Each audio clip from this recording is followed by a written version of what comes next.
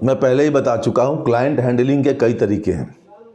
किसी क्लाइंट को समझना है तो उसे सुनो, क्लाइंट को बोलने दो, जो उसकी मर्जी करे क्लाइंट को बोलने दो। आप उसे आपको हियरिंग देना होगा। सारी बातें समझने के लिए आपको उसकी बातों को सुनना होगा।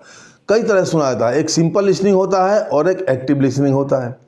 सिंपल लिसनिंग में क्या होता है कि क्लाइंट अपने मन की बातें बोलता है, बोलते बोलते वो दिमाग का यूज करने लगता है और सारी बातें दिमाग से बोलता है। एडवोकेट को सोच समझ के बोलता है, कहीं एडवोकेट उसकी गलत कामों का नाजायज़ फ़ायदा ना उठाए। तो सिंपल लिसनिंग में वो दिमाग से बोलता है। एडवोकेट क्या करते हैं गलती कि वो सेलेक्टिव लिसनिंग देते हैं। सेलेक्टिव लिसनिंग में क्या होता है कि एडवोकेट वही सुनना चाहते हैं और वही उसे कहलवाना चाहते हैं जो एडवोकेट सुनना चाहता है।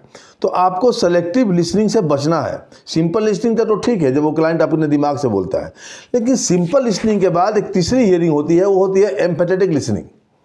हियरिंग आप सुन रहे हैं, लिसनिंग आप उसको बोलने का मौका दे रहे हैं, तो क्लाइंट को बोलने दो। एम्पैथेटिक लिसनिंग में क्या होता है, एम्पैथेटिक लिसनिंग मतलब क्लाइंट दिमाग से नहीं दिल से बोलता है।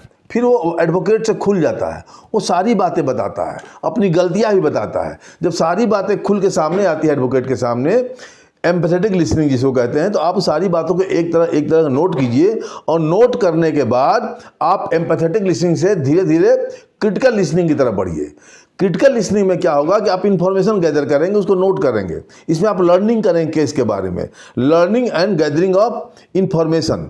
और साथ साथ क्रिटिकल लिसनिंग में क्या होगा कि आप चीज़ों को एनालाइज करते जाएंगे कि क्लाइंट क्या सही बोल रहा है, क्या गलत बोल रहा है, कौन सी बातें उसके फेवर में है और कौन सी बातें उसके अगेंस्ट में है, ड्राफ्टिंग में कौन सी बातें रखनी है और कौन सी बातें नहीं रखनी है। तो सिंपल लिसनिंग, एम्पैथेटिक लिसनिंग और फिर क्रिटिकल लिसनिंग। क्रिटिकल लिसनिंग के बाद क्या होता है, एक कॉम्प्रिहेंसिव लिसनिंग देनी पड़ती है। क्रिटिकल लिसनिंग के बाद आप एक कप चाय पीजिए अपने क्लाइंट के साथ, उसको नॉर्मल होने दीजिए। नॉर्मल होता है तो फिर दोबारा से उसी बात को पूछिए, कुछ नई बातें सामने आएंगी। और कॉम्प्रिहेंसिव लिसनिंग में क्या होता है, फोकस्ड होता है, पूरा फोकस होता है अंडरस्टैंडिंग की तरफ, पूरा फोकस होता है ओवरऑल लिसनिंग को गैदर करके एक इंफॉर्मेटिव चार्ट बनाना। कॉम्प्रिहेंसिव लिसनिंग में आप पॉइंट वाइज है, कौन सी बातें कोर्ट में एग्जिस्ट कर सकती है, कौन सी बातें कोर्ट में डिमोलिश हो जाएगी, कौन सी बात लॉ पे, कौन से फैक्ट्स और कौन सी बातें को लॉ सपोर्ट कर रहा है, कौन किस बातों को लॉ सपोर्ट नहीं कर रहा है।